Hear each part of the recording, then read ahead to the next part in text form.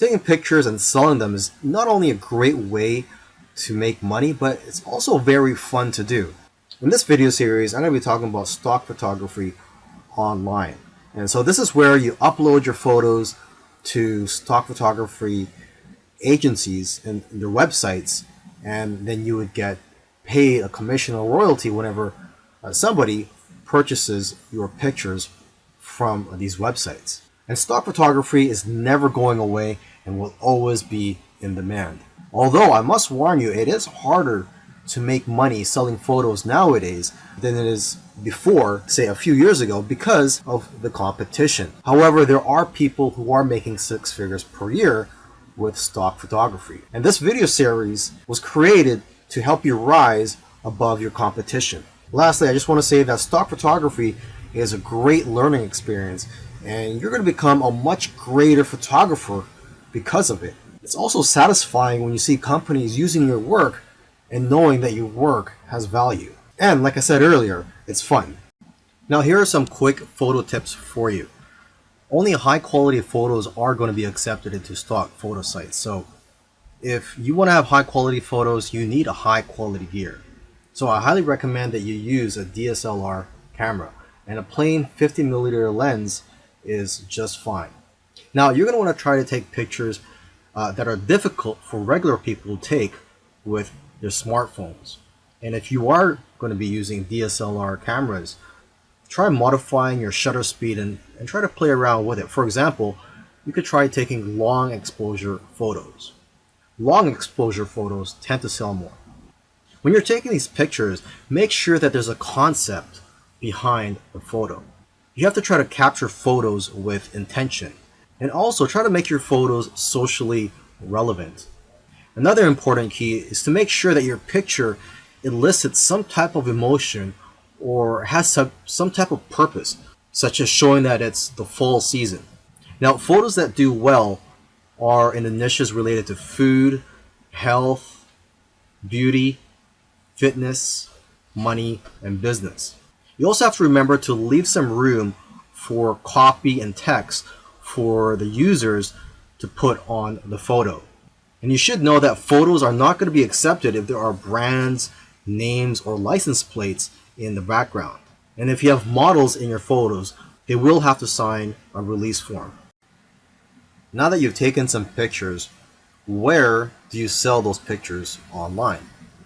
Well, the easiest way to find these sites is just to type in stock photos on Google, and you'll find plenty of stock photography websites where you can upload your photos.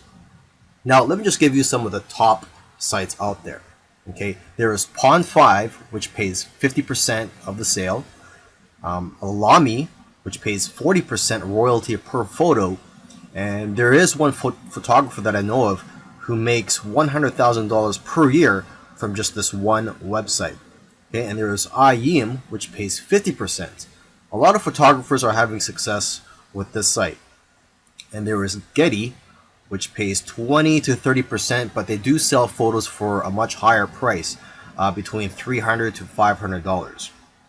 Okay, and 123RF, this stock photo site, the way they work is that the more photos you upload, the higher the royalty percentage that they'll pay you.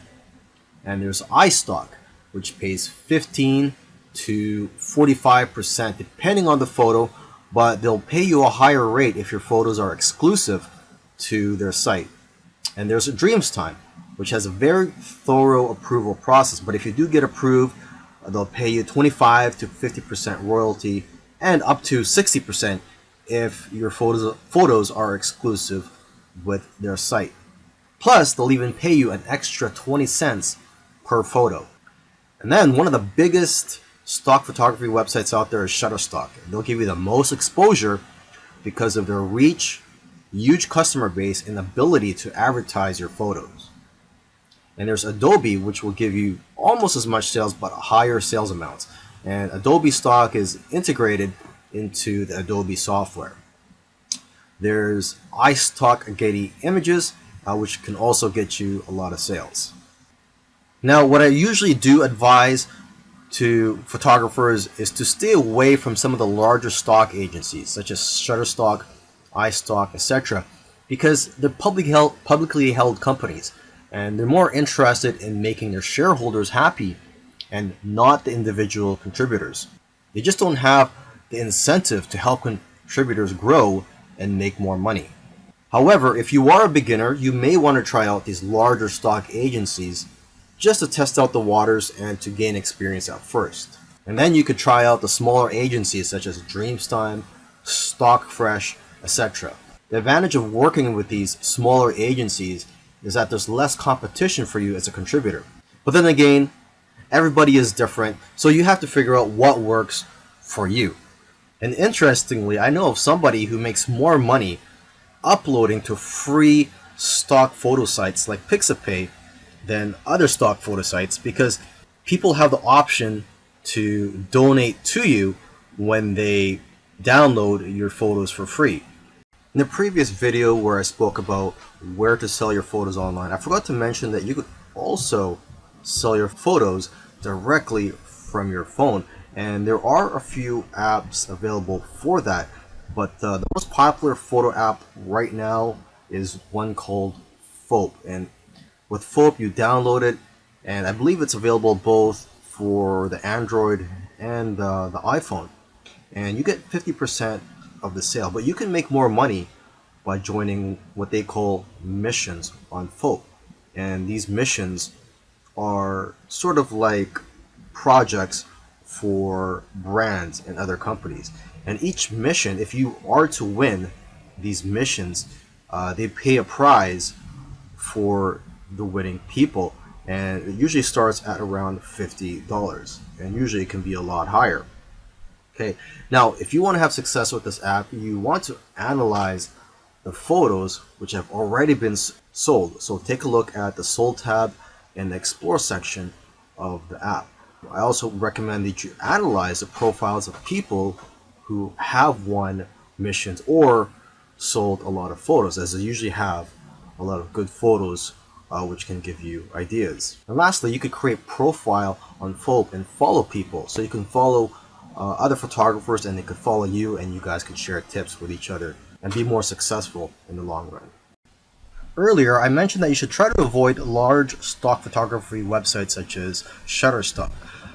However, if you're new and you want to gain some experience, or for whatever reason, if you feel that large stock photography websites are for you, here are some keys to success. Obviously, these big sites have thousands of photos, and photos that have less saturation will sell the best. For example, pictures of cats, unless there's something unique about the picture, won't do as well as pictures of animals in the wild. Another example is pictures of iconic buildings such as the White House. These types of pictures won't do as well because there's already a lot of pictures of the White House out there.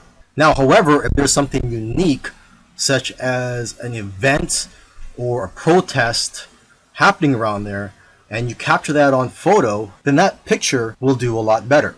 It's also important to use the right keywords. For example, if you're posting photos of flowers, you'll be more successful if you know the exact scientific name and the species of those flowers, and also the English name, where they're from, and other details. And from what I've seen, the best-selling images are the ones with themes such as Christmas, Halloween, Easter, etc. And new images usually sell better than old images, simply because old images tend to get buried in the search results. In the last video, I gave some tips on how to be successful if you were to upload to those larger stock photography websites. Now in this video, I want to give some tips on how to be successful just in general. So these tips will work whether you decide to go for the smaller stock photography websites or the larger stock photography websites. To start off with, you cannot be a generic photographer and make money with stock photography. To be successful, you have to niche down. You cannot be too broad. So you have to be very specific and also good at what you do. For example, portraits of people are always popular. So if you can focus on that, you'll probably do well. You should also stay in tune with what's going on in the world. People who are talking about the popular topics of today need images to support what they're saying. And if you are going to be uploading to multiple stock photography websites, you can use an app called MicroStalker for tracking your sales across multiple agencies. And lastly, if you're consistent, you'll increase your chances of being successful with stock photography. You'll do best if you upload a small amount of photos consistently. Selling your photos on stock photography websites is great. However, there is a lot of competition and it is harder to make money nowadays than it is in the past. So one thing I like to tell people who are involved in stock photography, if they want to take their business to the next level, is to start their own website and just sell photos from your own website. And what I like about being in control, having your own website and selling your photos from your own website, is that you can collect the emails of your customers and people who visit your website. And basically, whenever you have new photos, you can notify your list of subscribers. You could also offer deals from time to time. You see, when you have an email list, you could just email them whenever you're in need of some cash flow. Now, what I recommend you do is, if you are going to start your own website, is to make your website focused on one niche. I know of somebody who made $4,000 in 1 month from his own site.